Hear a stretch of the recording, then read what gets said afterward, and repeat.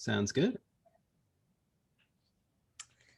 So, hey, everybody, thanks for joining us on this Friday. I think now that everybody is well accustomed to remote work and people popping in and out, I normally don't have anyone to pop in and out. My husband's at work, we're empty nesters, but today there are 9 additional family members that keep showing up. So if you get some mayhem going on, it's nothing outside, something someone else in this house can't handle. So we'll just, as long as the internet stays stable and all 9 aren't streaming, we should be good. Alex is on vacation today, so I brought 2 special guests to do the weekly workshop with us today. So we have Matthew Fox from the Valiant Technology, or the Valiant Way, as his email says, and Jonathan Crow from Ninja RMM, and also the co-anchor of Jurassic Sock. So for the record, in the household, Jonathan, they think that we're the true dry comic rock stars of Jurassic Sock. We know for a fact that we are not, but the family thinks so. So I appreciate that. Yeah, so, absolutely. I'm glad we made it out of there. That was a close call on Isla Nublar. So if anybody hasn't seen it yet, I don't know how many more times I can tell you people to see it. But anyway, so we got the official I Survived Jurassic Sock swag. So we are set here. I got to say, it's amazing you guys seem to be relatively unscathed after such a significant situation. Those are really secure hard hats and safari hats that we were wearing that you fend off dinosaurs better than the movie producers suspected. Got it. So I bring these guys to the table today because first, I do think they are marketing geniuses. They really are not just good at it, but they're fast at it too, which I think is always a plus when we're doing all these things. We're in a Slack vendor channel together where I see their wisdom shouting out every day. And they have started a joint venture called Control, Reboot, Delete. And I saw their first preview, which is pretty fantastic. And in 15 minutes, I learned the usual requisite 9 things I didn't know that I now need to know how to do better. So I just asked them if they would come to our meeting today and share some ideas of what MSPs can do to better market and brand their company. So I'm going to start with you, Matt, because it's always good to give somebody a lead in as to who's going first and kind of give a 30-second overview of who you are and what you do, and then throw it to Jonathan, and then I'll let you guys take it away. Yeah, absolutely. Hey, everyone. My name's Matt Fox. I'm the creative director at Valiant Technology. And while I do know Marnie from a vendor Slack, I work at an MSP. Valiant Technology is an MSP that's been around since the year 2002. I've been in IT for about 20 years now, with the first 15 years consisting of running IT departments and digital media departments. So tons of hands-on experience. I was a customer of Valiant's back in 2011 and managed to really kind of build a relationship with them, coming on board in 2015 as a senior developer for the cloud side of the company, ultimately moving over to marketing because I saw that there was a big need for that. It's a company that I grew to love as a customer, and I saw that there was a lot more that could be done, but they really needed to start kind of representing themselves in the market a little bit differently. So I started playing around with ideas, working with the president and the CEO, and eventually just made the full switch over. And it's been fantastic. It's tons of fun, and doing things like this, as well as Copy, Reboot, Delete, which we'll talk about in a moment, is my way of giving back to the community a bit that's been so great and embraced me so much over the past couple of years. I think that's largely me in a nutshell. So I'm going to just pass the mic over to Jonathan, let him do his thing.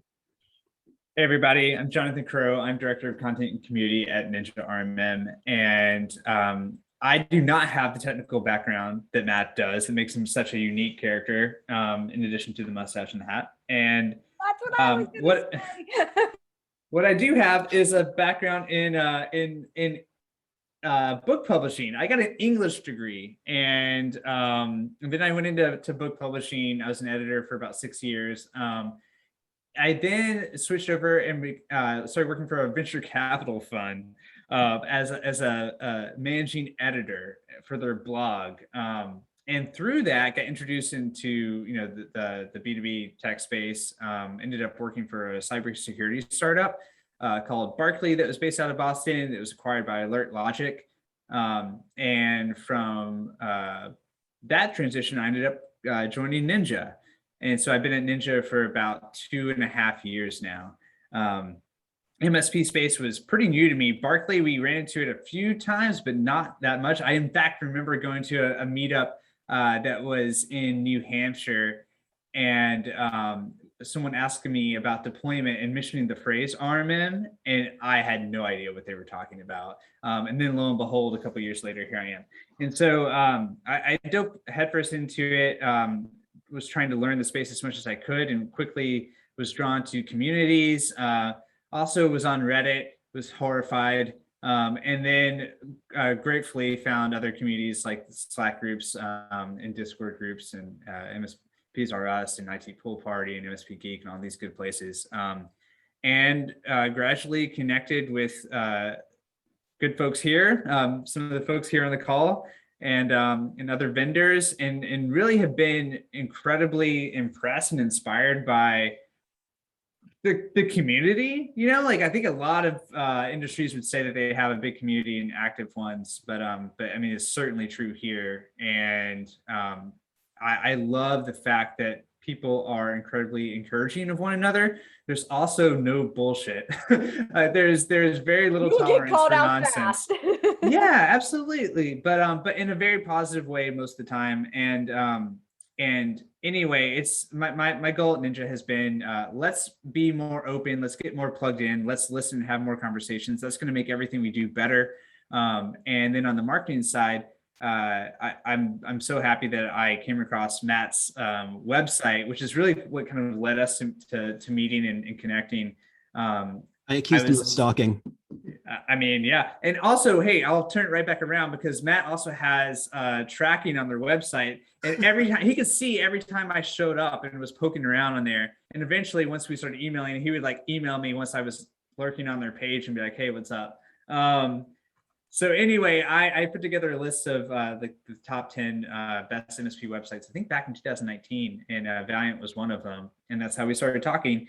And that has turned into us having all these conversations about MSP marketing and kind of what we see people needing help with. Also, the things that are out there that we think like, man, there's better ways to do things. There's more fun and encouraging and positive ways to do things. And so that's kind of what we're here to talk with you guys about. Awesome. That got me so inspired to hear him say that. Way to go. I know, sounds good to me. Let's do it. I think you're able to screen share because I think you want that. Okay.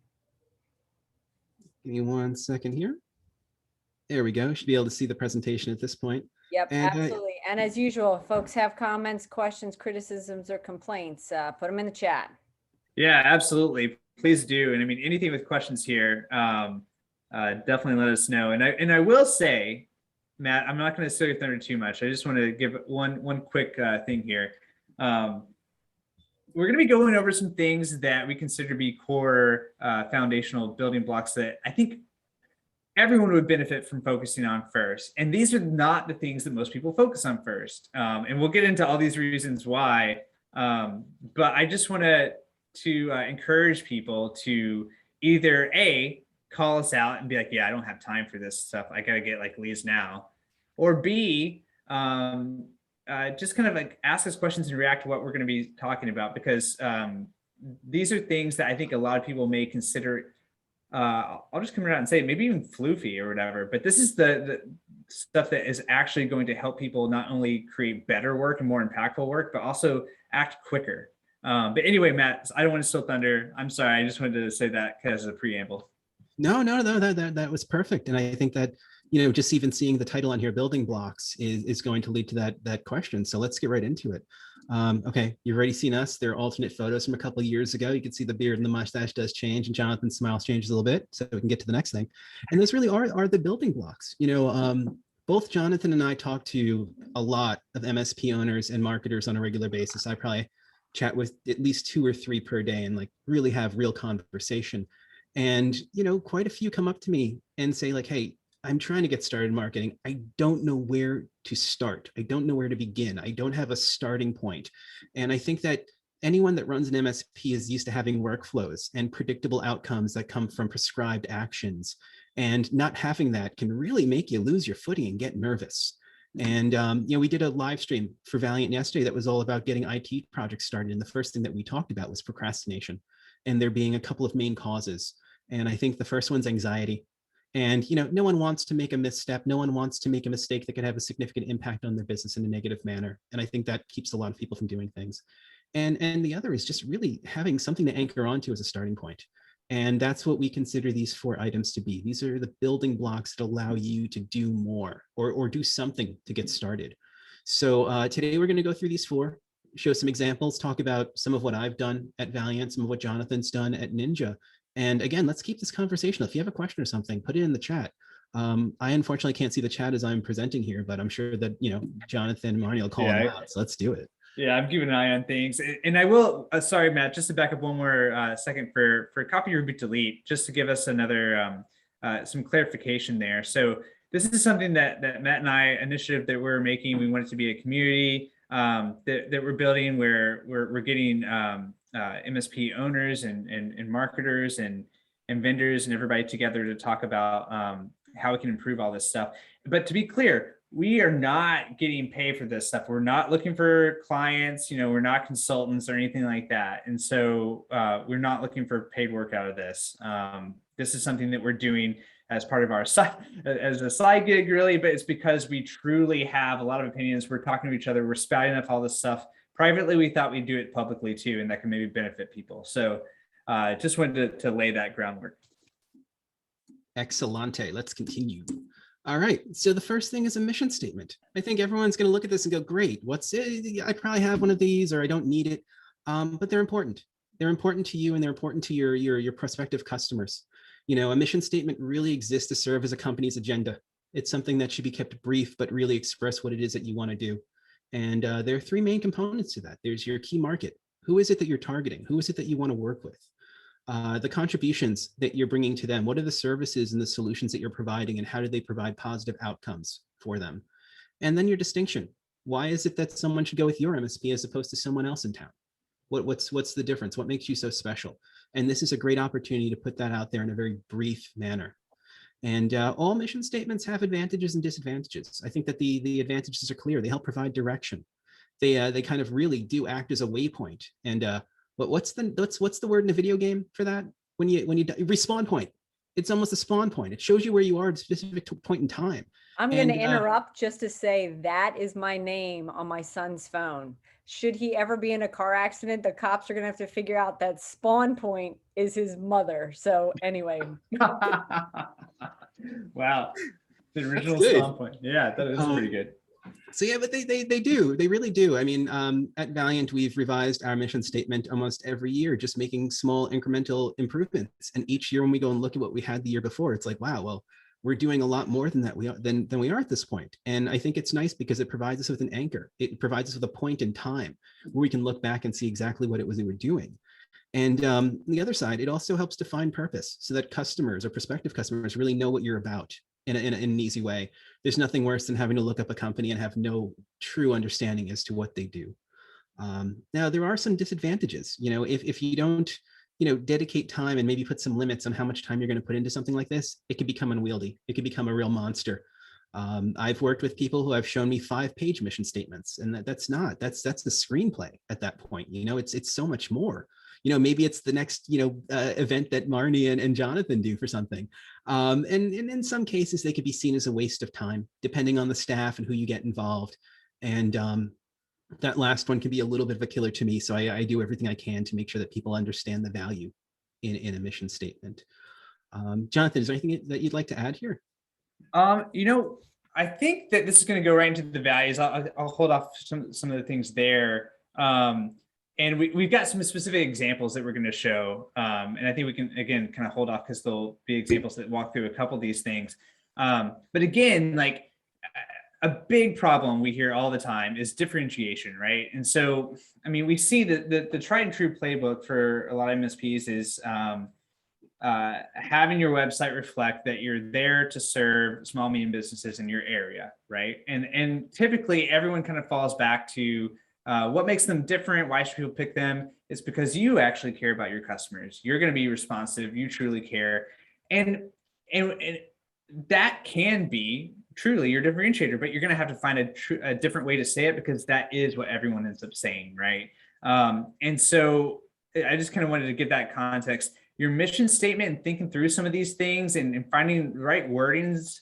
It could even be small, as we're going to show you, small specific words that are a little bit different, than a little out of the ordinary, that can really say a lot and make you more unique. And this stuff matters, right? When people, even if people get recommended to you, they're going to check your website. They're going to see what you're all about. And if they find a couple of things that really click with them, that could be what sets them over to calling you guys or filling out that form over someone else. Absolutely. Very nice. All right. Now, company values. And I really enjoy working on this with people because it brings out a lot of the attributes that make them who they are and make their company what it is. And a lot of it is the kind of stuff that gets you out of bed in the morning. It makes you want to do the job and makes it something special. So yeah, your company values are the guiding principles that help really steer how your business functions. And they're descriptive terms, verbs, adverbs. I like things that signify action, because I mean, ultimately you're trying to make something better for someone. So I think that those words should take that type of theme. You don't want too many of them. You want 3 to 5. That's the range I'm comfortable with. It seems to be working for many people. Honestly, 3, the lower end, is usually better. Keep these short, simple, easy to remember. And they're also something that you need to review every now and then. Like I said, we review our mission statement annually, and our company values get taken, they get looked at the same exact time, because you want to make sure that there's good alignment there. If they're misaligned, people are going to notice that, and they're going to feel like something is up, and that could question trust. So at Valiant, we've got 3 that we use. Empathy is the first one.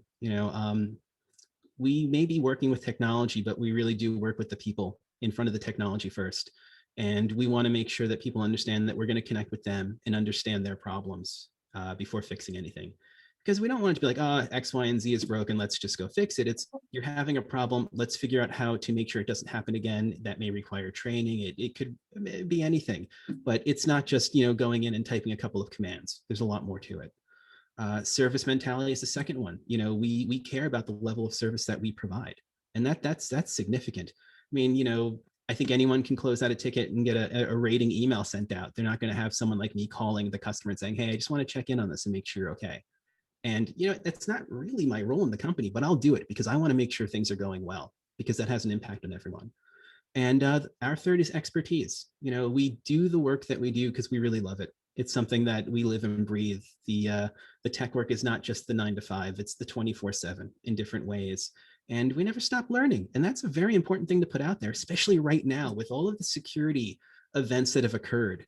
It's important to convey to your customers and prospective customers that you never stop learning, that you are right there with everything that's going on. No one's going to want a skill set from 2007 in 2021, because that's not going to accomplish anything.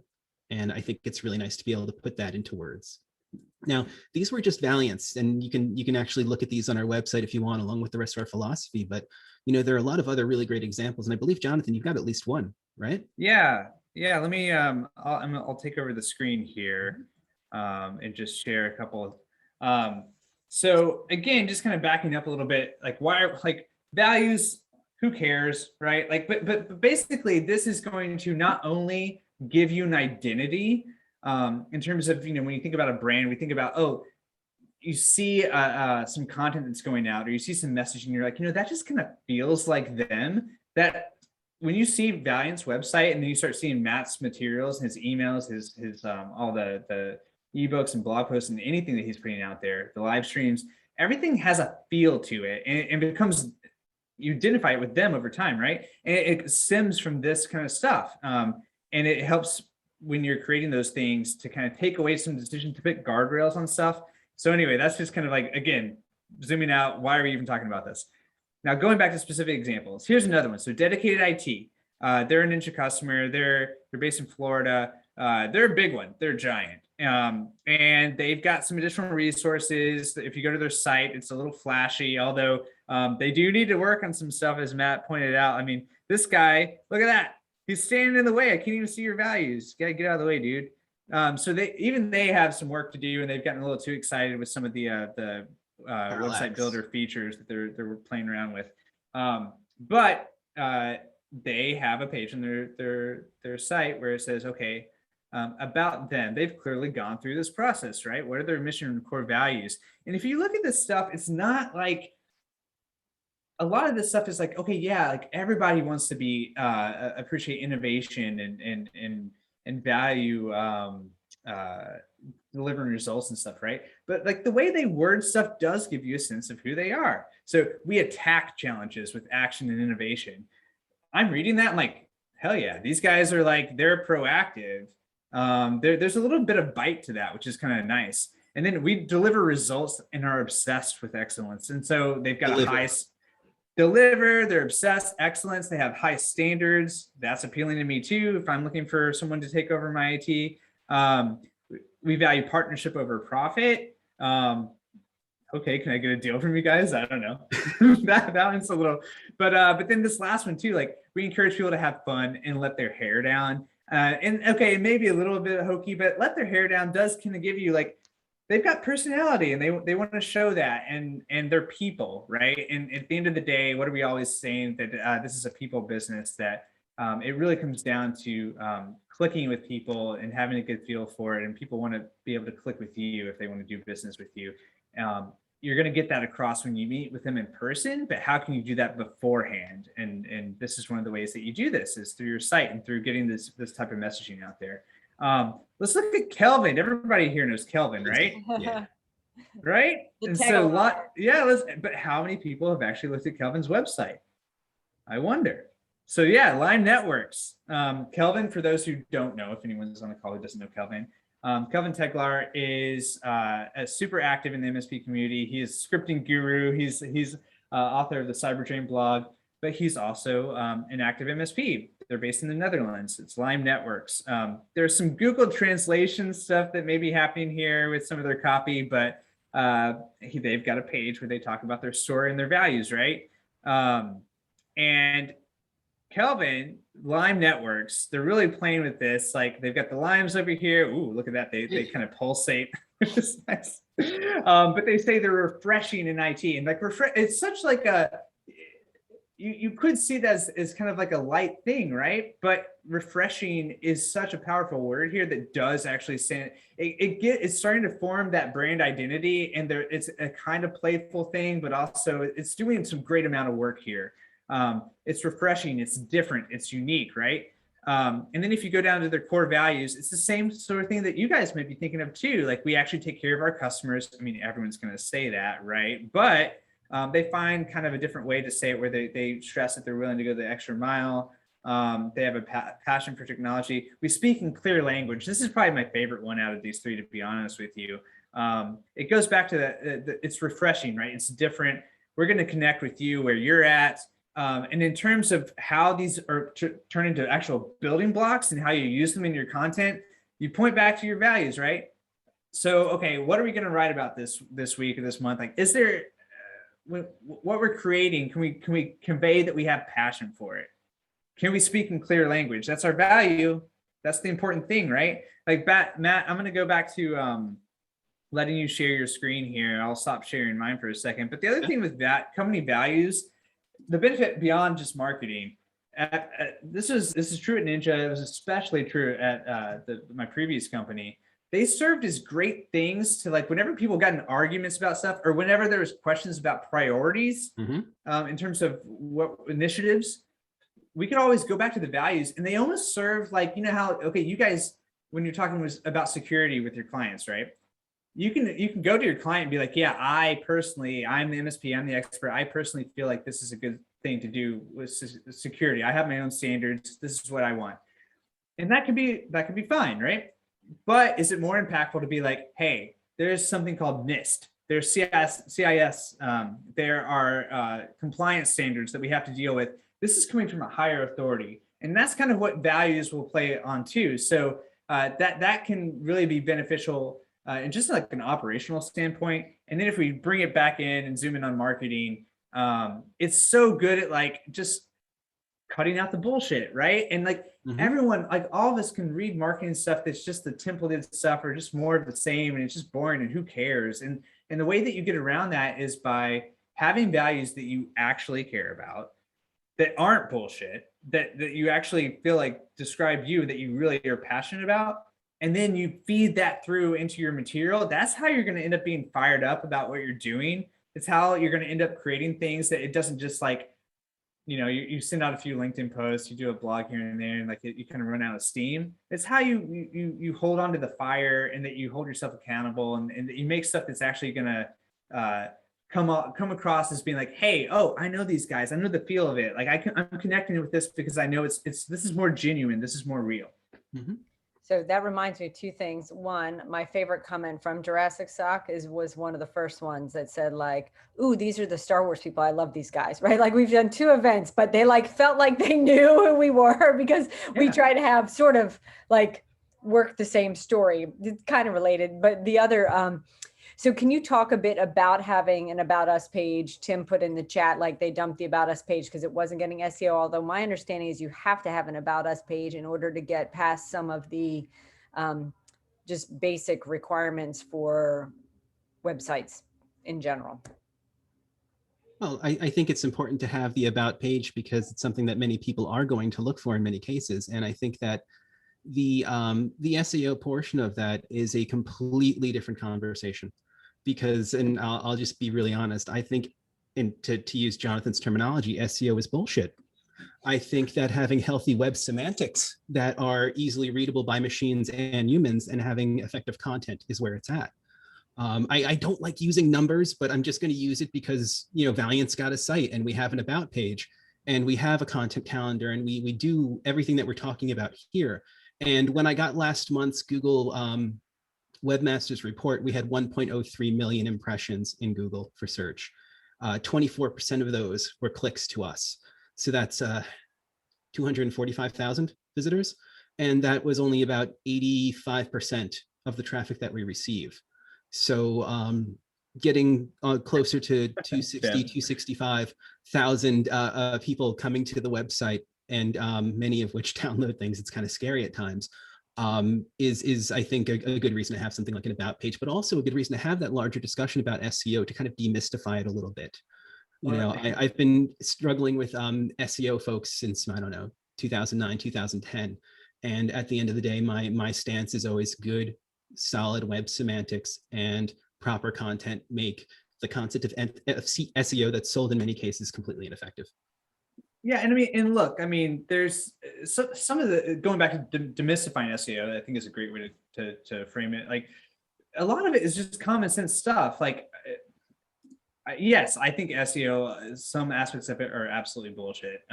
That said, like whenever I write a blog post or come up with like a new landing page and I'm thinking about the title, I am going to consider how would people search for a term like that? How would people find this? And I do consider like what people are searching for. I will look up search results to see volume and stuff. It's just basic kind of common sense stuff to me. And that there is absolute value that you can get from it. I guess what I would say is, there's getting people to your page is one thing. And just for the record, Matt, Tim did call you a show off, but he was joking about it. But anyway, and because he's also joking about wasting money on SEO. But okay, so anyway, you need to absolutely get people onto your site, right? But then what do they do when they're there, and like what they see when they're there? I think the problem with a lot of SEO efforts is that it kind of stops there, right? Like it's very easy to go down that rabbit hole too far and then end up with stuff that it's like, if I'm an actual, again, like use your own BS radar. Like, is this actually going to get me to do anything? Is this actually accomplishing anything for me? Or is this just a page I'm going to go to and be like, oh, okay, this is whatever. Is it going to be a page with an immediate exit? Because if so, that SEO work didn't really do much of anything for you. But and even just like taking this to address Tim's question about, do people even go to About pages? I mean, I don't know. You can obviously see your own traffic and have an answer there. I mean, I do think that people do. Does everyone? Maybe not. But does your About Us, like, do you have slides at all? Do you have decks? I mean, do they have something when you're giving a presentation? Do you say who you are, what you do? It's not just about that one page. This stuff flows into other stuff. You're removing a reason for someone to call you. I think in many cases, if you remove an About page, you're really missing out. I'd rather have something there and know maybe it's not getting a ton of visits, and then address why it's not getting a ton of visits. Maybe it's the content on the page that's not effective, but that doesn't mean SEO. That could just mean the content itself. Two really quick things I want to say on company values is that, keep something like this simple. I always like to use the example of the first season of Silicon Valley when they have the TechCrunch contest. And every owner goes up there. I'm seeing smiles already. I think people know I'm getting at. And it's like, I've got this company that I was going to say QBRs, but that's messed up. A company that does widgets of some sort. And I am here because I want to change the world and I want to disrupt an industry. I think for some reason I see people talking like that a lot, and it's like, just scale it back a little bit. Constrain your scope to like maybe your region or something, and what it is that you want to do. Don't become too altruistic, because then it sounds fake. It really does. And I mean, at the end of the day, it was part of a sitcom where it was said, so don't use that as guidance. And quite frankly, I forgot the second part, so we can continue.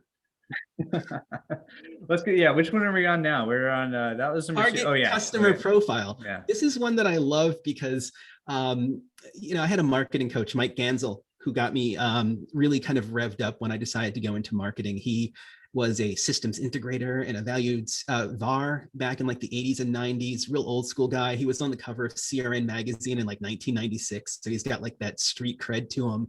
And we were talking about customer personas. And, he said, just put that aside. Let's talk about the TCP. And I'm like, why are we talking about protocols? Like there's that moment where I just have no clue what he's going into. And he goes, no, your target customer profile. And all that needs to be is a single sentence that explains the entities, the types of businesses that are most likely to purchase your solutions and services. It's a much higher level view than a customer persona. It's that 10,000 foot view you're looking down from. And it needs to be simple, so simple that if you can sum something up in a single sentence, you're in a really good place. And I found that having this formula, that our TCP formula right here, is really what kind of knocks it out of the park and makes it a very simple thing to do. We provide services to business that X being something about your target, and have Y employees, whatever range of staff it is that you like to handle, within Z, a particular geographic region. So Valiant Technology provides services to marketing and communications firms, nonprofit organizations, and professional services companies with 10 to 200 users, and we do it nationwide. Done. Single sentence. You have a pretty decent idea of exactly who it is that we're going for. And that's incredibly helpful. It's helpful internally. It comes up in conversation because if you can point blank in one sentence, tell a prospective customer that they fit right into your sweet spot with the services that you're going to provide, that's going to get them excited. It really is. Sometimes a customer, and I mean, I have been a customer to MSPs in the past, I look at them and I go, these guys might be a little bit too large for me. They're not going to pay attention to my needs. Or this shop seems a little small and I'm not comfortable. I don't think they're going to be able to meet my needs, particularly as I grow. And I'm hoping that the technology work that they're going to help me with is going to enable whatever I'm doing to get better and grow. So if they can't grow with me, I'm probably not going to be interested in working with them. So putting something here together that's incredibly basic is just critical and quite frankly, a fun exercise. Take something and boil it down to a single sentence. If you can do that, quite frankly, I think it's going to motivate the rest of these building blocks to happen. Jonathan, what do you think? Yeah, no, absolutely. And I think that there's, I don't know, I'd be interested, how many people on here specialize, right, in a particular industry, because this kind of goes maybe a little bit tangential to what we're talking about here. But once if you are specialized in a particular industry, like leaning into it, like going back to that post that we referenced, Matt, I'm going to drop this in the chat actually. So this is where Valiant was listed as a good website example. There's some other ones here too, and they may have been updated since then, but I know that there was a couple on here that I saw where it was just extremely clear that they specialize in healthcare, or there was even a veterinarian one. I know, Tim, some of your clients are vets. And man, they, like, when you go to their site, it's just such a clear, all the imagery, of course, but then even just the way they frame things, it's just always within. Like, I need technology, right? Meow. Well, actually, let me see. I'm going to see if I can pull up an example on Babylon here. Now we've gotten a better laugh on Jurassic Side. Well, yeah, no, I'm also trying. Sorry, Marnie. I'm just trying kidding. It was a bad joke. Any Super Troopers joke is a good joke. Yeah. Oh yeah, I'm looking. Well, anyway, I found that there's a. I'm gonna have to find this site. I'm sorry, guys. Like, there's a vet site that, like, just everything they were framing was in the context of that. I need IT support meow. Sorry, Marnie. I'm just now getting it. I'm slow on the uptake. And it was just great. They clearly made it. They made it very clear. Hey, anyone who's coming here, you've come to the right place. Like, we are specifically for you, not for everybody. We're for you. Anyway. And I'll tell you right now, before we had this, prior to my kind of getting into the marketing side of things, we had customers from all different industries, and it was because they came to us and they seemed interesting. But I mean, look, at one point I was in charge of HIPAA hosting infrastructure, and that's something I'm qualified to do, but it wasn't really something that fit into the company, and it wasn't really a good revenue driver because we didn't have enough streamlining and workflows in place, because it wasn't something that we were doing all the time. The more you can specialize in an area, the easier it is to get that work done. I guess I stay away from the finance side of things. I hate money. I barter, I trade, I give hats for favors, things like that. But the more that you can specialize in a particular area and really lean into it, the better margins you're going to have, because you're not going to have people with like 8,000 different skills all doing a little something here and there. You're going to concentrate on line of business applications. You're going to take care of your baseline infrastructure needs, and you're going to be really, really, really good at that. And I think that having this target customer profile really helps you with that. If nothing else, it kind of helps filter people out that go, you know what, these guys, they do marketing communications. That's cool. I see a lot of clothing companies and blah, blah, blah. I'm a vet's office. This isn't a good fit, and that's okay, because it isn't a good fit. And this is a great way to define that. All right, let's get on to the fourth and final building block, the brand story. This is one that I think is probably the one that takes the most amount of time, but honestly, it's a lot of fun to do. I had a really great time with some of the Valiant's partners and some of the leadership team putting together a bit of a brand story for us. And it was a way to kind of look back on nearly 2 decades of work. Why did they get started? Why did 3 people that worked in marketing communications firms, IT departments, decide to go out on their own? What were their motivations? And being able to tell that story gets people jazzed up. It really gets them fired up and ready to talk to us, particularly if they fit into the verticals that we service.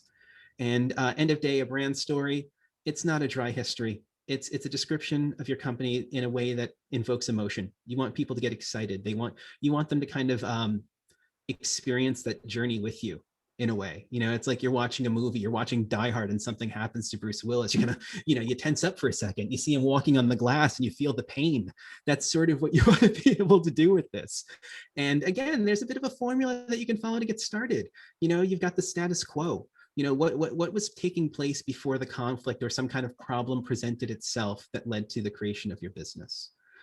Go into the conflict itself, finding, with regard to Valiant, it was really an issue around the 3 partners that got started. Noticed that there wasn't really good Mac support in a lot of the corporate environments that they worked in. And they were kind of tired of struggling to get by. They wanted to build solutions that would really help themselves and help others. And that really leads to the resolution. What is it that you did to create that positive change in creating your business? And those are the only 3 elements you need. And it works. And the reason I use the Die Hard example is because it's kind of the same idea, right? You've got the beginning of the movie, there's a Christmas party, whatever. The terrorists arrive, that's the conflict. And the resolution is John McClane just destroying them all. And there's a reason there are 5 Die Hard movies, Because it works. Yeah, exactly. And going back to Lime Networks, we put their brand story here because it's one that I find to be great. It's they use the term refreshing, like Jonathan mentioned before. The next sentence, since 2003, you already have a sense that they've been around for a while. They're doing something right? Most small businesses don't last more than 5 years. Is that the statistic? I can't remember. Which is a shame. I got my start at the National Foundation for Teaching Entrepreneurship. I should remember those kinds of statistics. But whatever it is, the fact that they've been around since 2003 says something about the quality of the services. And they've got a lot in here. They've got their well-trained team. And at the end, IT simply has to work because it shapes your competitive position. They're giving you that resolution at the end. And while this may not be filled with explosions and gunshots and Reginald VelJohnson in the 7-Eleven, it tells you who they are. and I see this, and I remember the first time I met Kelvin, we talked about his website and how much I loved it. And the response from him is the response that I think that his customers give to him as well. And it was incredibly positive. And he's always winning. And the website's definitely a portion of that. And that's where he has his brand story. Jonathan, please add away. Yeah, I'm Googling how to spell yippee-ki-yay. So while you Google that, I'd like to ask, because Tim put in the chat the book Story Brand, which I just read and loved. Actually, I think I mentioned it. I made my daughter and her best friend, who are marketing entrepreneurs, read it on my dime, and then my daughter's actually making her boss read it. So clearly we like Story Brand. I was curious if you had any particular books around marketing, or resources. I mean, of course, Jonathan's bento box is like my favorite thing of marketing resources, or not marketing, just MSP resources in general. I like the whole packaging of bento boxes, but are there specific, resources, books, websites, influencers that you guys follow that help to tell more of this? Because I think the more people see these examples, the more clear it is of like what they're really getting at. Yeah, I good think, question. let me start off with that, because I think that's part of the reason that I was so excited to get Copy, Reboot, Delete going with Jonathan, because I think that my background and growing up in a family of artists and everything else, I've always kind of had that I don't want to see what other people are doing because I don't want their work to steer mine, kind of a way of looking at things. And this question was asked to me a couple of weeks ago, and I was looking at my bookshelf, and there are a couple of early marketing books in there, stuff that people have given me, but everything else is like related to philosophy or anthropology or design. And I think that a lot of that kind of just goes into the work that I do. I look and figure out how people communicate and what they need to be able to succeed. But with that said, that's something I'm pushing myself to get into more. So as Copy, Reboot, Delete, as the website goes up, there are going to be recommendations, because I'm going to have my head in a book like every night, probably for like the next 2 years. That's something I need to do. Well, if you're ramping up to head in the book, I'd like to suggest the back of the napkin, because it's all about visuals and how a picture is worth 1,000 words. And Howard, nice, you read that one, or looked through it, because it's very visual. Like, first, it's a light read. It's not one of those heavy, I've got some of those on the bookshelf too, where you have to slog through, like maybe 10 pages today. So yeah, Jonathan, how about you? Yeah, going back to like kind of to echo Matt, I mean, one of the reasons why we thought starting something would be good is, let's be honest, guys, like there's not a ton of great examples within the industry, within MSPs. Like, looking for those websites, I think I started with like the CRN top 250 or one of those lists.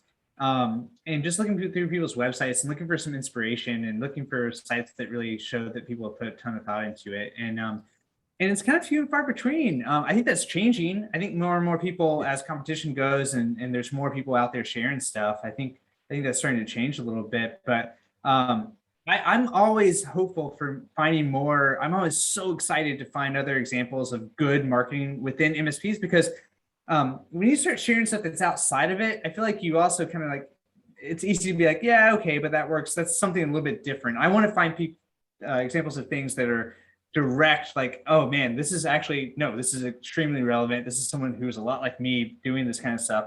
That's why I think everything that Matt's doing is amazing. And then like even looking at some vendors too, like you guys, Marnie, like you and Alex, getting things off the ground there and building out Lifecycle and having that, going back to the brand story thing, Alex having the great story that a lot of this ends up happening with a lot of vendors in the space, I realize. Going back, being like, I'm building the product that I wish I had, basically. And like, what a great story, right? Like, what a great story to be able to leverage. But anyway, sorry, to go back to your question, there are a couple people that I would recommend. Again, this is kind of like less the like hands-on, like if you're looking for advice on landing pages and stuff, there's like Unbounce is a good place to follow, and Ollie Gardner, and like there's like some other SEO related stuff, or just like more like tactical things. But if we're looking like big picture stuff, there's a guy named Jay Acunzo, and I'll find his Twitter and drop it in the chat or whatever. And he's done a lot around podcasting and virtual events and things like that, but more like the storytelling stuff. and creating like shows and brands that people actually care about and love. And I find his approach to be very refreshing and very just kind of real and genuine, and making marketing that can like actually connect with people and matter. So I really appreciate him, and he's a great follow on Twitter. I'll share that link with people. You know, I'm going to throw out a couple of names after all. They're more around usability, but I think they're valuable, and they're things that have been around for a long time. And I think that since we're talking foundations here, I think it kind of goes hand in hand. But Jacob Nielsen wrote a book called Designing Web Usability. And I think the first edition came out in like 1998 or 1999. But it does talk about a lot of usability principles that still apply today. And I think it's amazing to look at the examples of what's in that book, the visuals, the screenshots, and see just how far everything has progressed over the past 20 something years. But the principles still remain the same. And I think that's important. You know, if they haven't changed in that much time, they mean something. Oh, absolutely. Yeah. There's also, gosh, what was the other book that I was thinking of? Oh, I can't think of the name of the book, but the author is Dick Rubenstein. He worked at a company called Human Factors International. They're a very big usability company, and I had the privilege of working with him back in 2005 on an online learning system that we had built. And we didn't really get along at the time. I was young. I was very gung-ho, very my way or the highway, but I was like 22. So it was like, shut up, kid. But he's like the godfather of digital typography. And it's just anything that he puts out there is incredibly interesting and insightful. And again, I think that it kind of helps tell the history, at least of the web and the way that we do a lot of communications these days. And then I think everyone should just go ahead and read Naomi Klein's No Logo. Just buy it, read it. I always think that's the one where you're like, I'm just no words, just do that. There's power in that one. Mm-hmm. I would also say, now this is more just the philosophy behind marketing. They ask you answer, which is all about providing education.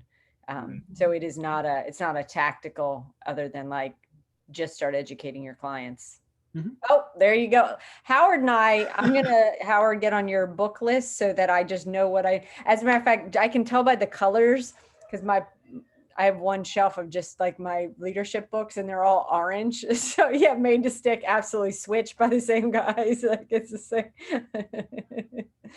So clearly, yeah, there it is. We found this people here. This is beautiful. This is like a moment from Step Brothers where they're like cutting the Doritos bags in half with samurai swords. They go, "Do we just become best friends?" That's what I'm seeing here. I love it. But anyway, those are the 4 building blocks that we find to be incredibly important. And, you know, on the surface, they may seem simple, they may seem trivial, but they really are the foundation of any type of marketing efforts that are going to be successful. And again, we're not doing this for profit. We do this because we love it.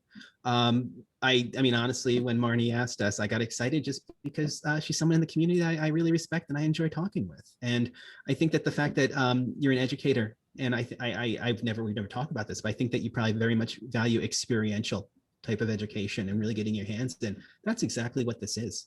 And you know what? You're going to stumble a bit. I was on a chat with Scout Cybersecurity this morning, and I kind of admitted that, you know, my first few months doing the marketing work at Valiant, I had a moment where I ran into the CIO's office. I was like, I don't think I want to do this anymore. Justin, I can't do this. I don't want to do this. And it was a little awkward because he took my hand, like actually took my hand and said, "You got this, man. Just calm down. We're fully expecting you to stumble a bit, and then you're going to find your pace and it's going to be fine." And you know what? We just had the 2 best sales quarters in the company's 19-year history. So it's working. And that's also, again, why we're doing this. I mean, I think everyone can come in and say, "Hey, I'm a marketer. I've got this system. It does X, Y, and Z." But in this case, it's, "Hey, I'm a marketer and I'm stumbling. I'm having losses. I'm having wins. And I'm sharing that all with you transparently so you could see what happens behind the scenes." And I think that's incredibly valuable. And again, this is because we want to do it. So as far as resources go today, here are some links. You can download this presentation to take another look at if you'd like. The workshop note document, the larger document with much more detail that we put together in preparation for this, is also downloadable, along with a Microsoft Word document that's a bit of a workbook. So it has a couple of small tips on each one of the 4 building blocks and a space where you could write it in, just to give you a little bit of structure to get started. And look, again, not doing this for profit, love talking with people, love working with MSPs, having conversation. So if you fill this out and you want to have a conversation, if you don't fill it out and you want to have a conversation, find us on LinkedIn, send us an email at Gmail. I actually reserve the majority of the time I take for lunch each day during the workday to talk with other people. So, you may be talking with me as I'm having a bowl of soup or some cornflakes or something like that, but we can have that conversation, and it's something that I love doing. So if you want to take the time and continue this conversation or have the SEO chat or anything else that's related to marketing and communications within an MSP, find us. If you'd like to become a part of our Slack group as we prepare to get our site up and running, which will happen by October.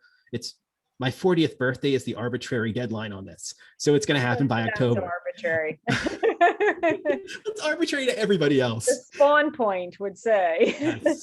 Yes. But yeah, just reach out. We'll get you into the Slack group. We'll have some conversation. It's not the most active of communities, but I think it's because it's one that's incredibly focused. If there's a technical conversation someone wants to have, that's cool, but we're really there to kind of talk about marketing, communications, look at examples, break down ideas, and help each other. So if that's something you'd like to be a part of, we are here. Find us.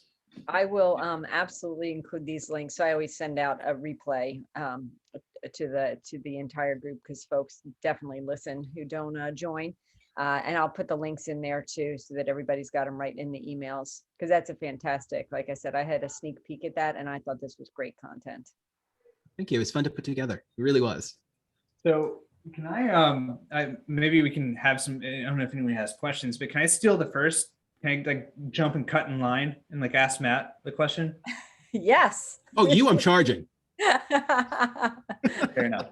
We're going to barter, right? I was going to say, a hat for a what? Yeah.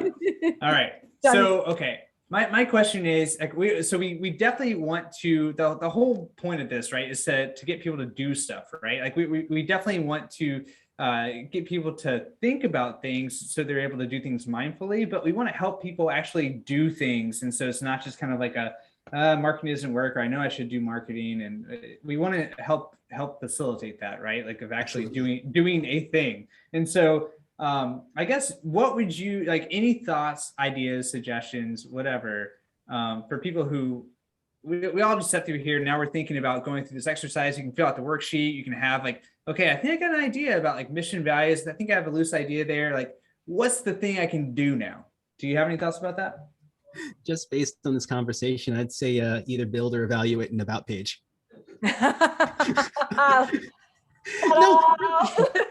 Wait, I don't have a microphone to drop right now, but oh wait, I do. You wouldn't hear me. But I think that's not a bad exercise to do, and it would be one that I would be happy to be a part of. I think that'd be a great thing. I think that's number one. And number two, content. They say content is king. And I think that some of the results we've had at Valiant is good proof of that. Maybe start thinking about a content calendar. Come up with some topics based on your mission statement and your values and your target customer that you think will resonate with them. That'll get them thinking. That'll get them to have questions that they may come to you with. Because we get business that way. We'll do a live stream about compliance, and 2 weeks later, someone's calling us saying, "Hey, we're a marketing communications company with compliance needs. We found you online. This is fantastic. Let's have a conversation."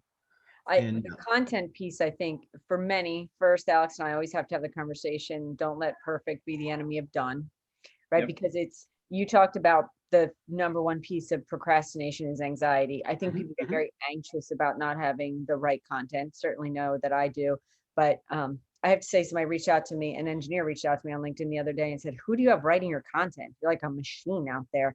And I said, "I don't have anybody out there writing the content. I write the content." And but on Sundays, I have to think through the full week when I have some brain space, because I find content to be very hard to just on demand. I'm going to sit down and batch out. So I think batching content is helpful. Agree. Batching content's incredibly helpful. And what I did for this calendar year at Valiant was I created a document that breaks up our content into months. So we have themes.